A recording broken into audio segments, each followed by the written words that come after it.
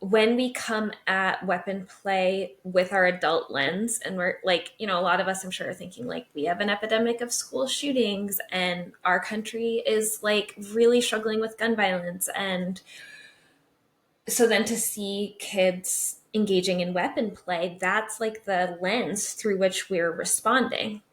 It's so hard for me to be like, oh no, this is appropriate for them. And that there is a difference between play and real life with this. And what context do they need to know? Yeah, and I think for a lot of us, we feel like we need to tell them more than they need to know. Because there's a part of me, right? And like this is lessened as I've learned more about this.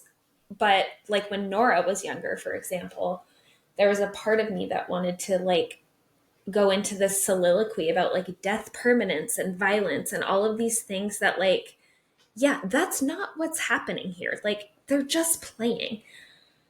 Now I'm grateful for the perspective that I have having worked for Seed for the last 6 years, because Abel is really into killing games with his friends, like, oh, he shot me, now I'm dead, and he like falls on the ground and rolls around and stuff. And there's still definitely a part of me that like has this visceral discomfort with the whole thing, and also feels this responsibility of like, at what point do I need to teach my son that because he's white he gets to do this without consequence where other kids don't, right? So there's that whole thing. Well, But I think, that's what I appreciated in this. I think yes, Kisa brought that up yeah, of like, it's not on the kids. We don't say to the kids, you can't play this.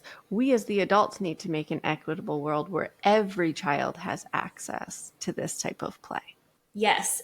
And it's hard for me to let go of that adult lens where I'm like, but wait, I need to make sure he Oh, knows this, this, 100%. and this, you know?